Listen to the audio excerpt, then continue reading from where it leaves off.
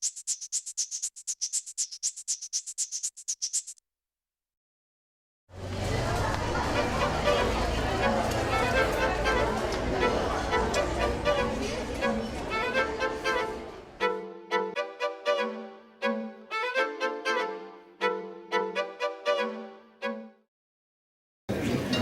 name is Mike Gilbert.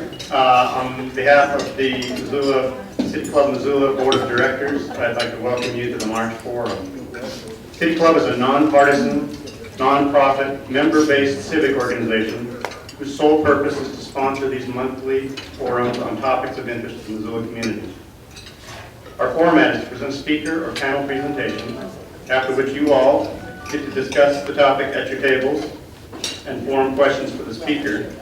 We'll pass around microphones so that your questions are recorded on the tape for MCAT, and then further discussion can take place. We do have a limited amount of time for each portion of the program. City Club relies on individual and corporate members for the support it takes to present these forums. Our corporate members are First Security Bank, Gilbert Architecture, the Institute for Journalism and Natural Resources, Missoula Federal Credit Union, the Missoula Housing Authority, NewWest.net, the University of Montana, WGM Group, and welcome to our newest corporate member, the Holiday Inn Downtown. And thank you to all of you individual members out there. We also want to give special thanks to the Institute for Journalism and Natural Resources for their in-kind help in designing our new website. If you or your business or your nonprofit would like to become a member, you'll find membership application forms at the door on your way out. This service to the community deserves your support. There are several benefits to membership, not the least of which is $5 off on all your lunch. Please be sure to reserve space early so that we can reserve the right size room. Obviously, we have plenty of room today. We want to make sure everybody gets in. Everybody who wants to come see the forum gets in. You can make reservations by phone or via email. I have those over there at the back of the room. We also welcome your comments and feedback. We encourage you to fill out comment cards, which are at the door on the way out. Before I introduce today's speaker, I want to tell you about some upcoming topics we'll present. Next month, April 21, note that that's a Monday, we'll have a discussion of streamside building setbacks in Missoula County, featuring Matt Clifford of the Clark Fork Coalition, as well as a representative of the Missoula Organization of Realtors.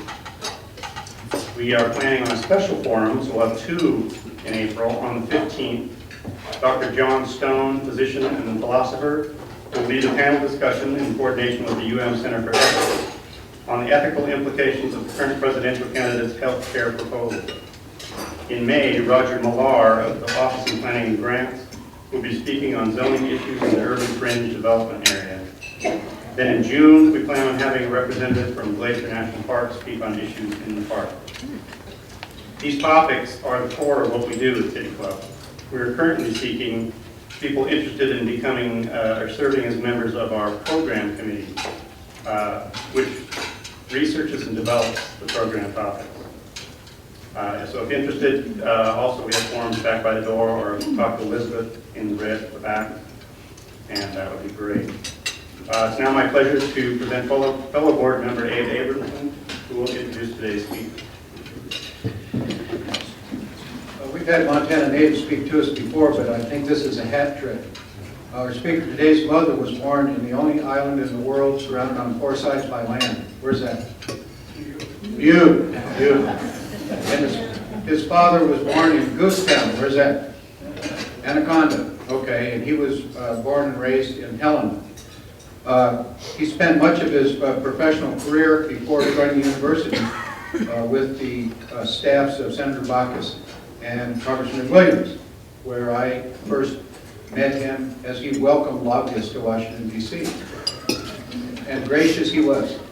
He earned a bachelor's degree of political science from St. John's University in Collegeville, Minnesota, before he started his work in the world of politics.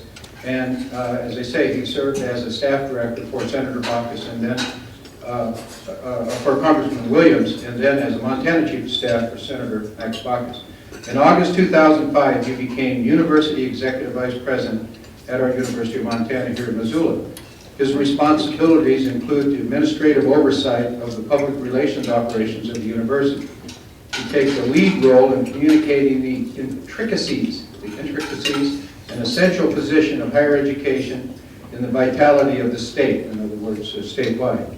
He has led the University of Montana's efforts to produce a series of high-quality television commercials that have won numerous state, regional, and national awards, and we're going to get an award if we figure out how to make sure we show these to you with sound today.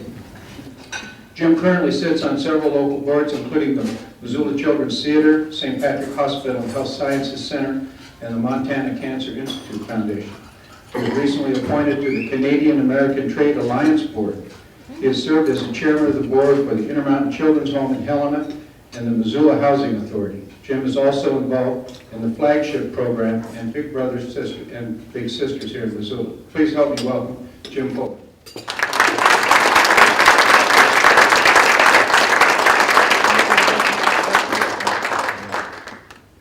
Can you all hear me? What I'd like to do is, and actually it's interesting, Abe, I was introduced in a similar fashion this past week at an event for my former boss and actually my mentor, former Congressman Pat Williams. And the person who introduced me was a gentleman by the name of Art Noonan, who knows more about me than any human being alive. And so I really was nervous when he started down this road. But I should also just take a point of personal privilege here is that I actually didn't realize that my friend Pat was going to be here today, and the celebration this past Sunday night was in honor of his 70th birthday and to help some thoughtful people around Missoula get elected to the legislature. And in spite of what your politics may be, Pat Williams served 18 years in the United States Congress and did a hell of a lot of good for the state of Montana, and I'd just like to recognize him for that because he did a lot of good for me as well. So thanks very much.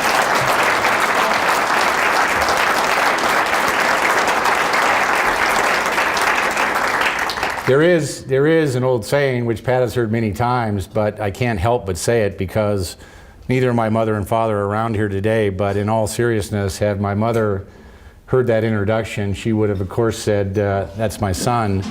My father, who was born and raised in Anaconda, would have heard that introduction and wondered who the hell they were talking about. I really am delighted to be back home in Montana and Missoula, and more importantly, the University of Montana. It's an honor to be there, and for those of you that get to go back to the campus once in a while, I mean, you need to think about it. I mean, I'm one of those people who gets to go back to college every single day, 5 days a week, and it's really kind of nice, and it's an honor and a privilege for me to be there. Before I begin my remarks, so let me mention the value of community and public service, which is in part what the City Club is all about. The state of Montana, which some of you have heard me say before, ranks first in the nation in what's called the Civic Life Index. Now, what does that mean? Well, it's important because Montana ranks first in the terms of working with neighbors to improve the community. It means Montana ranks first in the percentage of folks who participate in public meetings. And in Missoula, we're well aware of that. It also, though, importantly, means it ranks first in the percentage of folks who voted in the 2004 presidential election, and first in the nation in terms of the percentage of folks who voted in the recent midterm election. I mean, Montana ranks first in the country in terms of those percentages of people who turn out to vote in those elections. And we should be proud of that. But I think the City Club, in all seriousness, has raised the awareness of issues around this community and around this state in a very respectful manner, and you should be proud of that as well. And more importantly, thanks for what many of you do in this community to make this place a special place. I think, again, some of you have heard me say this before, but I really do believe that in order to have a great community like Missoula, we need a great university. And more importantly, in order to have a world-class university, we have to continue to have a great community like we have in Missoula. And this will only continue as long as we continue to work together for what I call common sense solutions. Now, at the University of Montana, We are proud of what we're trying to do. Many of you are familiar with the Princeton Review, which is a publication that's put out nationally that ranks universities and colleges around the country. Here's what they have to say about this place.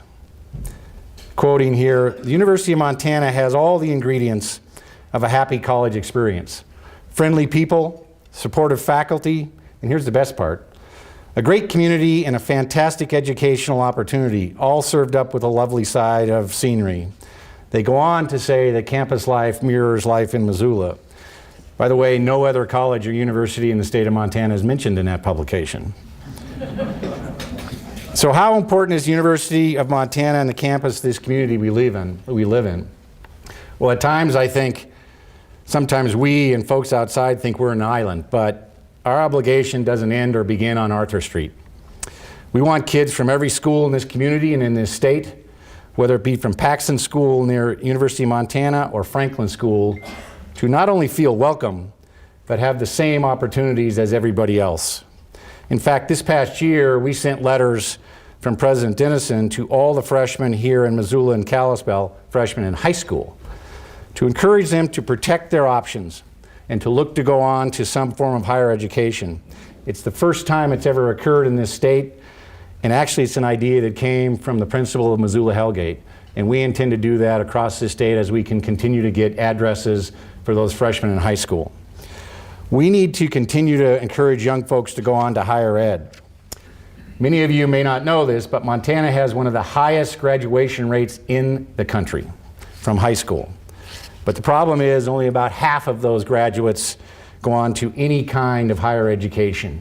We need to fix this. At the Montana University system, we have 42,000 students enrolled this past fall total. And it's about $1 billion business statewide, and that's with a B, as my friend Pat would always say when he was in the Congress, which makes it one of the largest universities in the country. The two flagship campuses take up the lion's share of that, about $330 million each, give or take a few million. Here at UM this past fall, we enrolled nearly 14,000 students, one of the largest groups ever. And out of those students, here are a few points you may find interesting. 10,000 are Montana residents. Nearly 2/3 are working their way through college. More than 500 students enrolled this past fall at all levels are Native American, the largest group of Native Americans enrolled in higher education in the state of Montana. UM ranks 19th in the country in terms of Native Americans who graduate with a baccalaureate degree. And again, that's out of nearly 3,000 colleges and universities, and we're proud of that.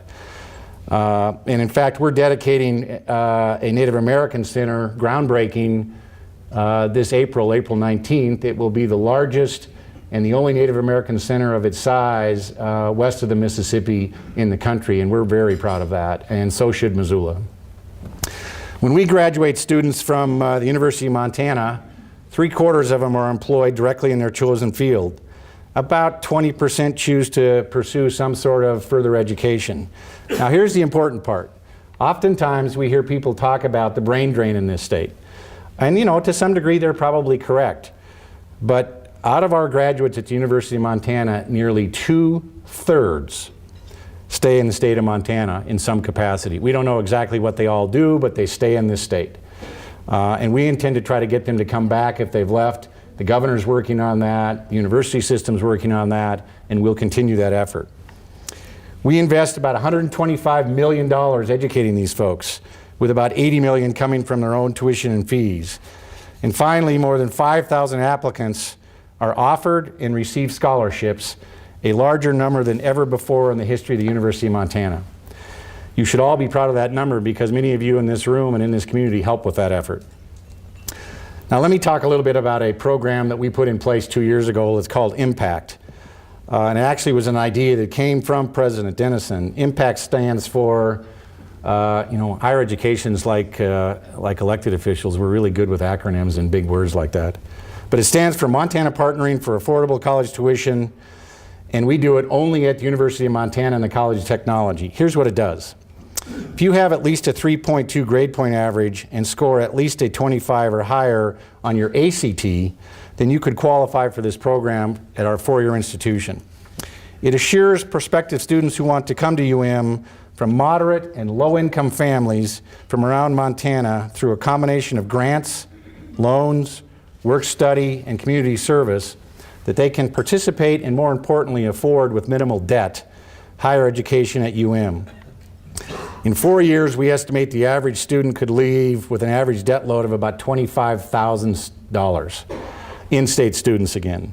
This program would give them a potential debt at the end of 4 years of around $10,000, maybe less, depending on how many programs they participate in. Over the course of the last 2 years, we've had more than 150 eligible students enroll at UM using this program. Nearly 1/3 are the first in their family to attend any form of higher education, and the vast majority have told us that they may not have attended college had it not been for this program. We've had a few students at UM leave this program, but the retention rate is 95%. This coming fall, we've identified 200 potentially eligible candidates for this impact consideration. By the way, at the College of Technology, you don't have to have a score on your ACT, you just have to have a minimum of a 2.5, and you could be eligible for this program. And some have taken advantage of that. We are, as I said, the only institutions in the state that do this. We have been talking with the governor and the legislature about trying to do this statewide. So far, we have just self-funded this effort. The bill, if we were to do it statewide, is about $5 million. There isn't anybody who would disagree that this is good for this state, good for this university system, and good for the economy. Now, many of you have probably read this book that came out about a year ago called The World is Flat by Thomas Friedman.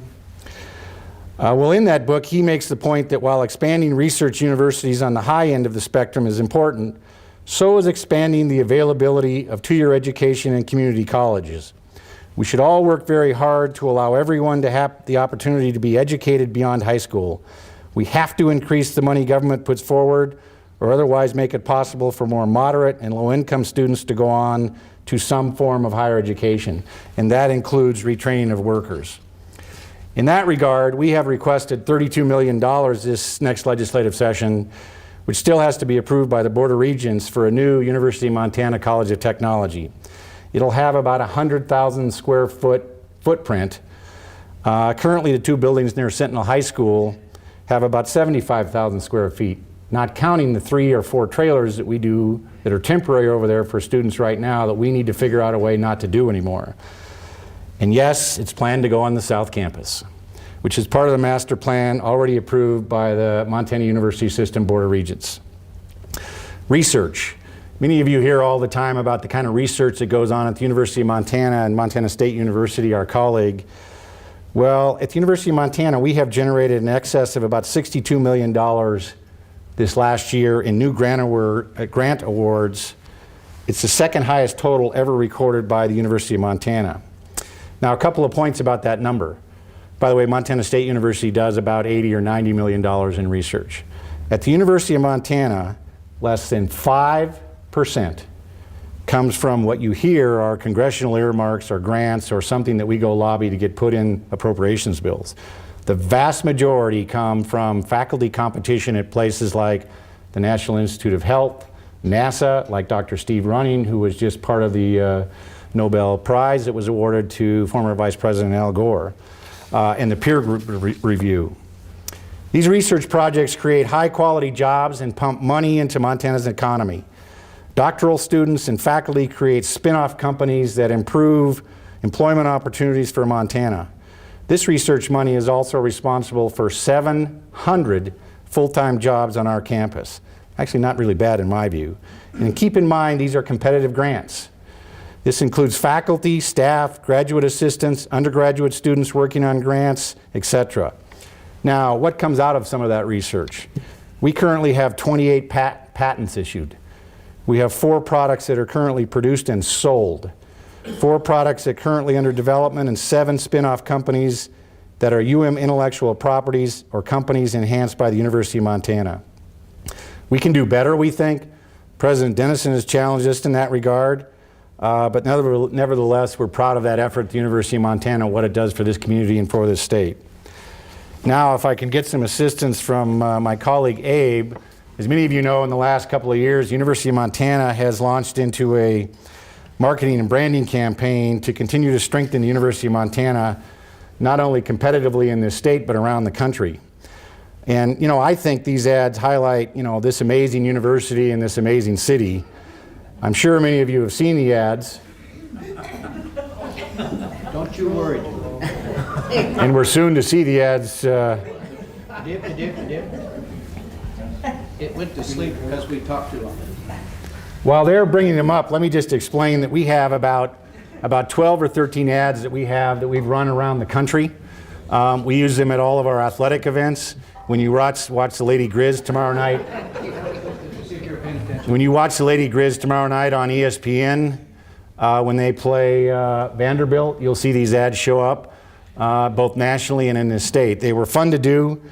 They were done by a lot of folks working together on this campus. And more importantly, they were done in conjunction with a Montana-based company. Now, we have some challenges ahead while he's working on that.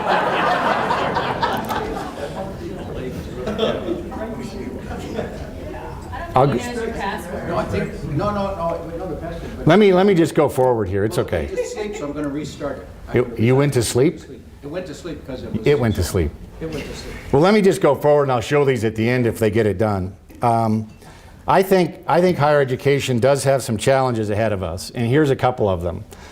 According to the U.S. Census Bureau, Montana will see an overall decline in its college-age population of about 19% ages 18 to 24 in the next 10 years. We continue to look at a variety of ways to be helpful in that regard, but if you combine that with the other statistic I gave you earlier, that in Montana we have one of the highest graduation rates in the country, and only about 52 or 53% of the students go on to high school graduation, we're going to see a decline in enrollment, not just on this campus, by the way, but all over the university system. So we need to figure out mechanisms for students to be interested and to get more Montana students enrolled in higher education. And you may have also read about lifelong learning. Senator Carol Williams has written an op-ed, I guess about a month or 6 weeks ago, about this issue, which is about retaining a strong workforce. Montana has the fourth highest percentage of seniors aged 65 and over.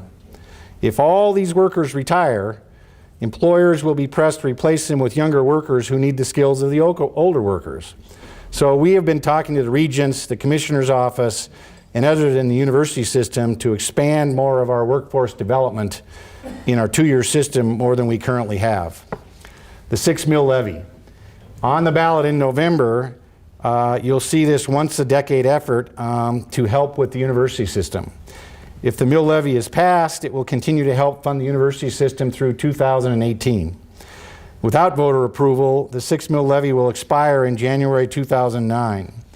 This raises about $15 million per year for the university system, 5 going to this system, or to this university, 5 going to Montana State University, and the rest divided up amongst the other affiliated campuses. But over the course of 10 years, this levy would provide upwards of about $145 million. So it's a significant item that will be on the ballot this coming November. It's not a new tax, as my friend Bob Brown knows. He's run this effort a couple of different times. It's an issue that's been approved by Montana voters as an investment in our future every 10 years in some capacity since 1920. So let me just finish with this. At the University of Montana, we continue to try to prepare students to be global citizens. And just as A.J. Gibson did, who designed Main Hall and the Oval up on our campus, and by the way, A.J. Gibson designed that Oval so that students could look out on the world. That's why he designed it, which I, by the way, didn't know until about 2 weeks ago. But we want to continue to try to understand others, to respond thoughtfully and creatively to the needs of the people in the communities, both in this community and around the state. But to do so requires that we continue to challenge our students and ourselves to listen, to reflect, to connect, to inspire, and to act. Hopefully, with your help, we can do that in the next couple of years. Thanks very much. I look forward to questions.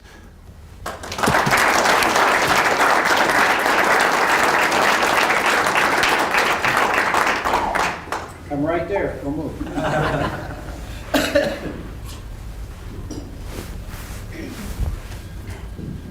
Jim, while Abe is doing this, I know we're not allowed to ask questions, but the one that was really burning for me, you said Montana has the highest rate of attendance at public meetings. Mhm.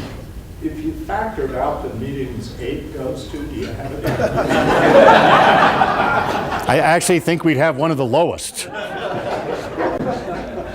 Actually, he's a stealth public meeting person because he just shows up. He didn't get invited. It'll warm up here in a minute. Are we supposed to answer questions now? Or? Our format is normally that we will let you guys discuss the subject at hand at your tables and form questions, debate, discussion, and then we'll pass around the microphone so that the camera can pick it up. I assume we're going to run the commercials first. We're going to try. So about 10 minutes at each table, and then we'll pass around the microphones and you can ask questions and discussion and debate.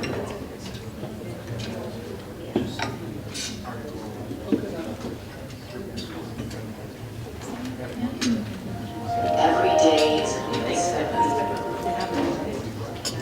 My name is Barry Strait.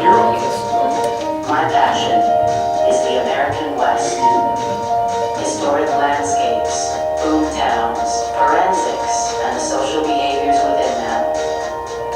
Through the recovery, analysis, and interpretation of environmental data, it is possible to rediscover and better understand humankind. Through the evidence we uncover, we are able to piece together the mysteries of long ago, leading us to philosophical underlying questions of the past and where we are heading in our future. Discovery is the journey. Enlightenment is the reward. The University of Montana. That ad, 2 points about that ad that I'll share with you. One is, in the recent Addies that were up in Great Falls, it won the best of show in the state of Montana. Secondly, at the end of that ad, you saw those leaves falling down. And while people think there's a real science to how you do these ads, and I learned this in my former political life, I actually had somebody up in the trees shaking the leaves down. And this is about Missoula. Destination for trailblazers and pioneers. Often described in the novels of Ernest Hemingway and Norman Maclean's A River Runs Through It.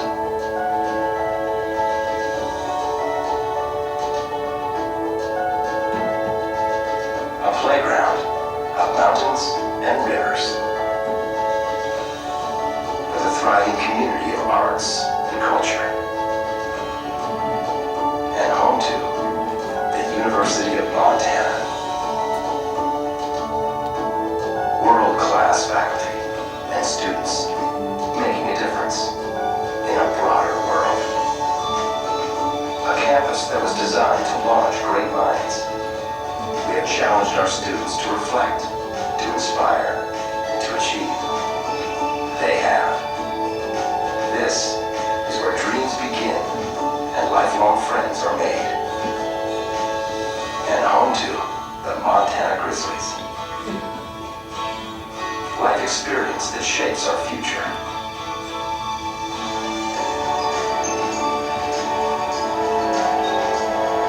Inspiration and spirit that is infectious.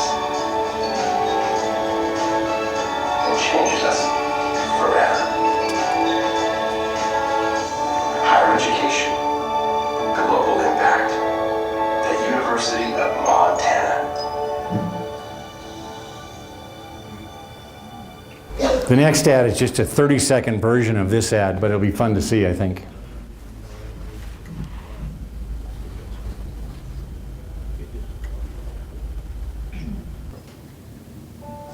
Montana, a playground of mountains and rivers with a thriving community of arts and culture, and home to the University of Montana. World-class faculty and students making a difference in a broader world. A campus that was designed to launch great minds. This is where dreams begin. Higher education, global impact. The University of Montana. A couple of quick points about those ads, and then I'll turn it over for the rest of the program. One is, on all the ads you see the Missoula, Montana and the website. When people out of state go on the website, we wanted to make sure they know where the University of Montana is. Believe it or not, they get confused. It might be in that other place down south. And secondly, a third of our applicants that applied this last freshman year at the University of Montana applied online at our homepage, and we had not been in touch with one of them until they came online. So we have to be more strategic as we go forward with actually a redesign on our homepage, which we're doing right now. And the last thing I'd mention is we send these ads out to students' iPods. Many of you who have kids, we sent out 72,000 of them last year around the country and the world so that students could see them. We get their addresses, we buy the names and get their addresses and mail them out to them so they can see the ads about the University of Montana. Thank you very much.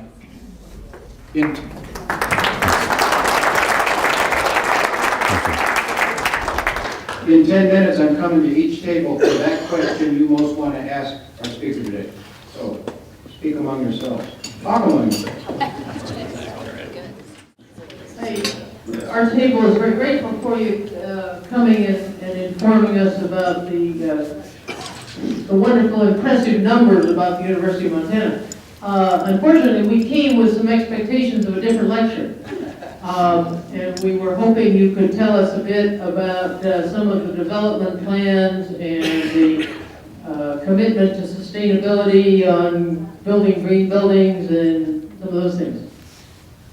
Where would you like me to start? Golf course. It's green.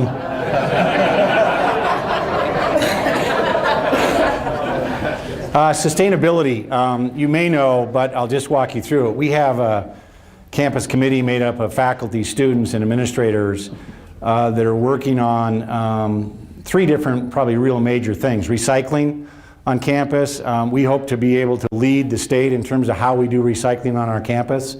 And we've gotten a number of both nonprofits and corporations to participate in that with trucks and machinery to do all that. So that's number 1. Number 2, any new buildings we have coming on, and some old by the way, there's a thing called LEED certification, which they have gold, silver, and bronze, and there are certain levels you have to meet when you, which by the way costs a lot more for the building, but we're willing to do that as we go forward with new buildings to get that certification. And so the buildings that are coming online now will all meet the minimum LEED certification, which is a national, for lack of a better term, green certification. Brent understands this better than I do. And the third point I would make is that you probably have heard the governor talk about this reducing energy by 20% by 2010. Well, the university has to play a major role in that because we use about half of the energy in terms of public buildings in the state.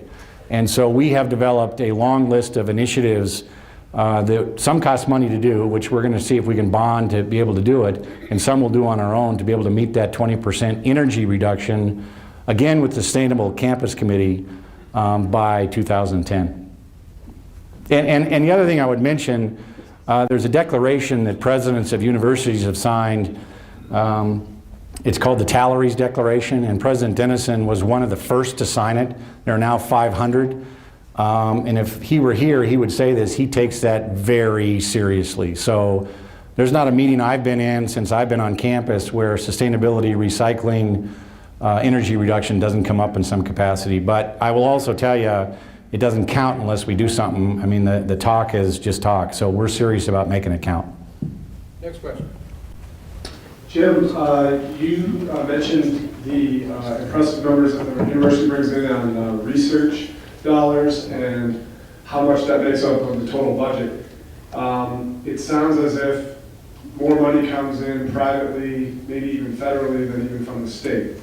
So our table was concerned about, do we have a public institution anymore?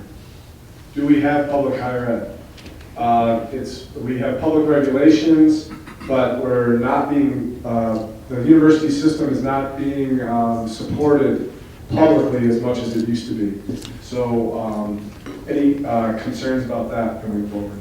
Well, I actually would answer it 2 different ways. One is that those of you that follow higher education funding know that in about the last decade, maybe 20 years, the amount from the state and the amount from the institution has flipped. And I won't get into the numbers on it because everybody has a different figure, including like the legislature and the governor, with all due respect to them. But it's about 15 or 20% that the state participates in terms of what they give us. But having said that, the governor this last time around did what's called the College Affordability Plan. And under that, he gave the university system $50 million to our base, which is the largest increase in probably 20 years. But with that came the caveat that we couldn't raise tuition for in-state residents in any capacity over the next 2 years. And it created some issues because we only have two places to get revenue at the university system, the state or tuition. We have no other place to get it.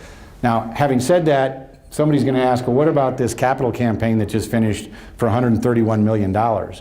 Well, that's important, but it helps build the buildings that we're talking about. It helps with scholarships that I talked about.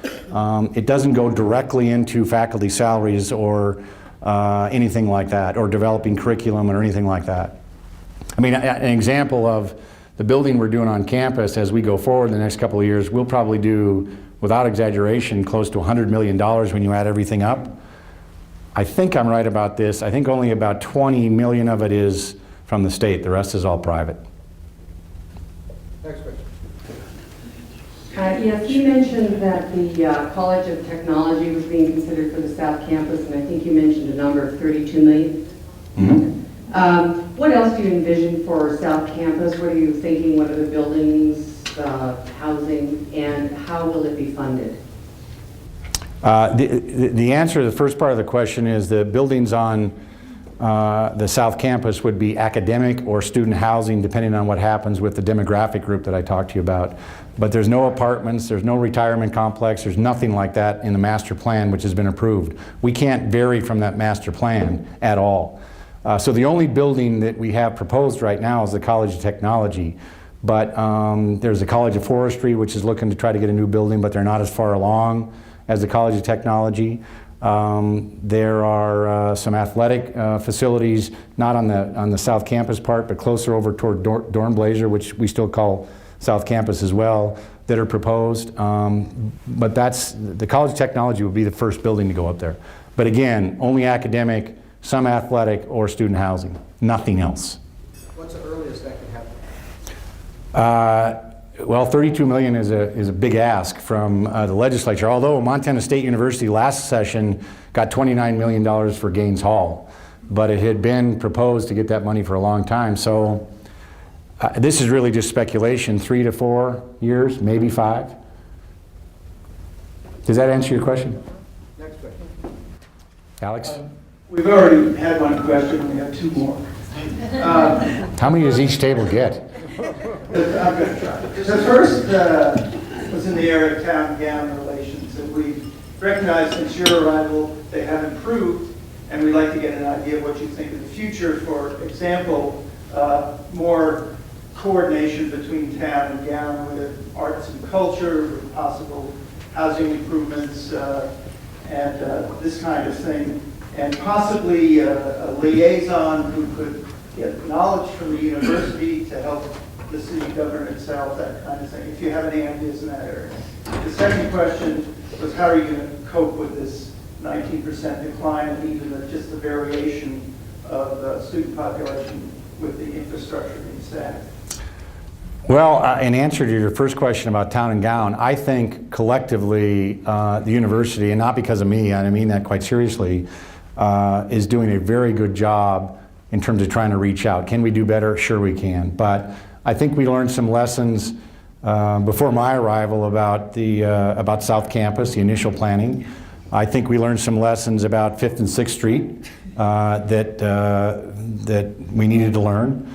I can tell you that the student government and the administration have what's called shared governance, and we take that very seriously, which means we also got out and talked to the county commissioners, the city council, the mayor on a regular basis.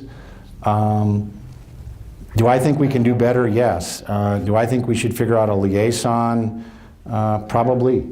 I just don't know. I hadn't thought about that, but I think we can do better. And you know what? The other thing is, I really am, and this is maybe my own view, but I'm quite serious about this. You know, we don't stop at Arthur Street.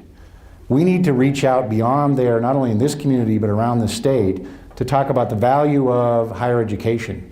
Not so much because it's self-serving to the University of Montana, but because it's good for this state and it's good for this economy, the more we work together. And I really do believe that, and I don't mean that in a political way, but there's all kinds of studies all over this world that demonstrate that if you pay attention to higher education, you can begin to turn the economy.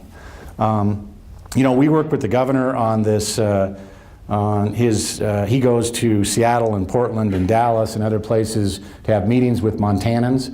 Both alumni units at Montana State University and University of Montana participate in those to try to get people and companies to come back to Montana. We take that very seriously. And then finally, I think the outreach by our admissions and recruitment is much better than it has been, not just for recruiting, but going into those communities to talk to, including here, by the way, you know, the editorial board, the chamber, the civic club, high school students, high school counselors, you know, city leaders, and to listen, not just to tell them what we have at the University of Montana. So can we do better? I think we can, and liaison's an interesting idea. I hadn't really thought about that. What was the second question? That's a variable student population. Oh, yeah. Well, what we have proposed is a couple of different things, and the regions haven't approved them yet. And you know, this may be part of the governor's office, may be part of the legislature as well. One is that we recognize that we have trouble recruiting what I call critical faculty. And part of the reason for that is salaries. And so we've tried to, and new curriculums that may come to the university to kind of stay in the 21st century. So we have proposed a placeholder to see if we can get some money to help with recruitment of critical faculty and to help with faculty on campus who have been compressed. So that's kind of one. Two, we recognize that the two flagship campuses, you know, are going to survive if enrollment goes down. But the affiliated campuses, in our case, Western, Montana Tech, and the Helena College of Technology may not, without some tuition assistance that we can get them to help people not have as high a debt load. And so we're working on a proposal, it's actually already done, that we'll talk to the regents and the governor and the legislature about. And then we're trying to figure out this 2-year workforce development, because those of you that pay attention to enrollments, the placement out of the College of Technology all over the state is like 95%, immediate placement when they go through their training and get out. And so we need to figure out other workforce development programs to go into those 2-year institutions and to help them grow, not just here, by the way, but around the state. And those will all be done, just so that we're clear, we're proposing those for this legislative session, for this governor, not in the future. It's this time around, to try to get in front of this changing demographic. And then the other point that I would just chat with you about, Alex, is part of the purpose of these ads is to be able to go to students who aren't interested in higher education and make them understand that it can be fun. And also the impact program that I talked about earlier, we're trying to go to students who are concerned about debt load amongst other issues and see if we can help them get enrolled, at least in our institutions, and we hope to take it statewide so they don't have a biggest debt load when they come out of high school or when they come out of college, and they don't say no to higher education when they come out of high school. And that's going on right now. Jim, I know I just heard you say you weren't saying these things in a political way, but you were around it so long. After you've solved all the campus's problems, do you think that the magnets of politics could attract you? I have a job. You know, I will say one thing, not in response to that, by the way, but you never say never, Abe. But those of you that have been involved in politics, and I had the great fortune and pleasure of being involved in politics for 18 years in Washington, D.C. in some capacity, and as you look at what's going on in our country today, you know, I'm a firm believer that the best campaigns usually win. And democracy's not perfect, but the best usually win. And you can't be of the faint of heart to be in those races, but it's an honor and a privilege, and we should encourage people to be involved in public service and run for office, no matter what their political persuasion is, because we're all better off because they chose to run, and if they win, then they ran the best campaign. And I still think, you know, this state and this country has the best democracy in the world, bar none, so, but I have a job. You were were talking about students in debt load, and, well, actually, we had 8 questions, but I'm, at our table. From you, I'm stunned. Shocked. Right, thank you. Back to student debt load. We were wondering if the current credit crunch and the inability to resell student loans is going to have a negative impact on a low income or moderate income Montana student's ability to afford school this year. The easy answer is no, not in the short term. We've been very careful to check that out, not in the next couple of years. But it's my understanding, and I don't pretend to be a finance wizard here, is the student loan organization in the state, in conjunction of working with us, is trying to deal with not the auction market anymore, and those of you that are in finance understand this better than I do, but more short-term investments. And we think we can get that fixed within the next year. But in the next couple of years, even though they haven't been able to sell their bonds on the auction market, it'll have no impact on students coming forward right now. Next question. Short term though. Short term. That was only one. You got 7 more? I know. I'm sorry, Jeff. Do we get to get? I'll come back. I'll come back. Quickly. The light's on your eye. Thank you for, I got red lights. I'll talk loud. Do it. Thank you for coming here today. Our table recognizes the economic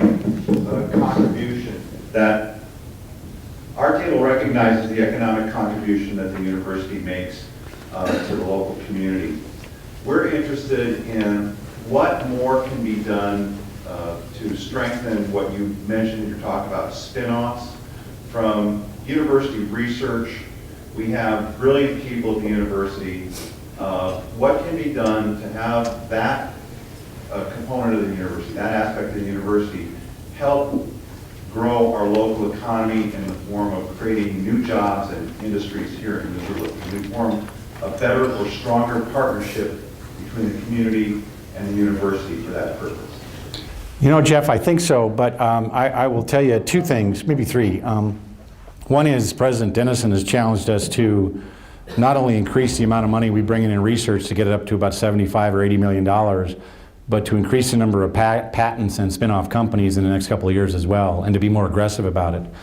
But I think sometimes, and my colleagues in the faculty may disagree with me, but I think sometimes we don't know what we don't know. And by that I mean, you know, only in the last couple of years have I recognized, and maybe it went on before this, where we actively were engaged with DirecTV, for example. And that's not exactly what you're talking about, but we went out and asked them what we could do to help with training, what kind of coursework they would want to help get them here. We also have been involved with GlaxoSmithKline in Hamilton, not only in the coursework side, but we've just begun some discussions with them about the research side. Is there other things we can do to be helpful? I mean, we have a school of pharmacy at the University of Montana that ranks number 5 in the country with regard to the amount of research dollars they bring in, which is pretty impressive. When you think about School of Pharmacy in 1990, it was about to not be accredited. So they've made huge strides. But I really do think that sometimes we don't know what we don't know, and we need to be more aggressive in that regard. I don't know if that answers your question, but I think our focus needs to be more like a laser beam versus assume it'll go on and it'll happen. I think it has to be done as a team too, not just faculty, but it has to be all of us. Next question. Jim, we're curious, what are your predictions for the state ending fund balance? Wow. You know, I don't know, but I'll take a stab at it. I think, you know, 2 years ago, the ending fund balance was something around $900 million to $1 billion, which I think was fortunate because regardless, again, what your political persuasion is, what happened in the last legislative session is some things got funded that normally wouldn't have been funded, and it was pay as you go. We didn't have to go out and do bonding to do buildings or things like that. My guess is, what I've heard from Terry Johnson, who's the legislative fiscal analyst, it would be somewhere in the neighborhood of 150 to 200 million. And keep in mind, the end fund balance is not the end of this year. As my friend Bob Brown knows, it's July of 2009. So that's a prediction. And you know what? That may be problematic in terms of some of the initiatives we have going forward, but frankly, we make the case that if you fund higher education, and I know that K-12 has a lawsuit out there right now, it will help begin turn around the economy of this state and continue to strengthen it. And so that's the argument we're going to make with data, by the way, not just words, with data. But my guess is it's 150 to 200 million, and people a lot smarter than me know what it might be. Another question. This is following up with what Jeff's question and your response. Currently, if someone on campus develops something, the patent hold is held exclusively by the university, or do you split? We split. Do you split? We hold the patent, but we split the proceeds. But would you consider splitting the whole patent, 50-50 with the inventor or the person, so that it becomes more valuable to be put out in the community? There's more incentive there to be put out in the community. I think we would consider that, but, and this is not a defense response, but I'm going to say it anyway, I think you also have to consider how they developed it and where they developed it and on whose time. And it doesn't mean we don't want to encourage it, but their capacity to a small degree to be successful is because of the campus, and to a lesser degree their capacity to get some of these research grants is because of where they're located. But it's a university system policy. It's not something we can just segue through and change. It's university system policy.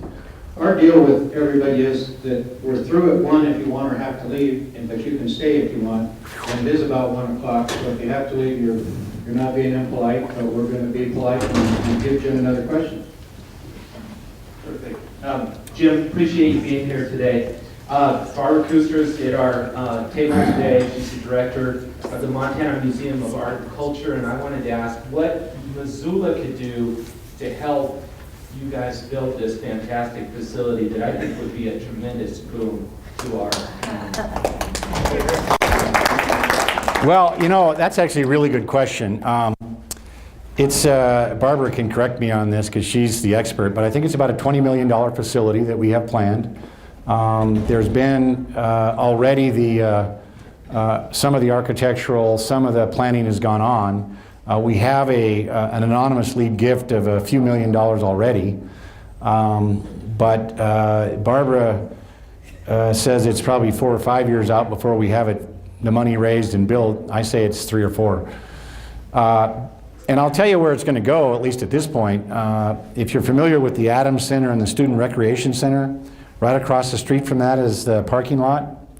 Well, it will go in that corner of the parking lot when you come across the walking bridge, so it becomes, to a large degree, the entrance to the University of Montana, which I think is really kind of a neat idea. And to Barbara's credit, she'll be embarrassed when I say that, without her leadership, we may not be as far along as we are. So thanks for the question.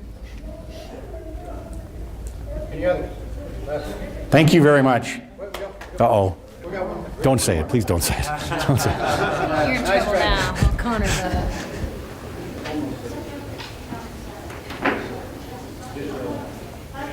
I think you should emphasize more your plan that you've already installed contact in high school freshmen.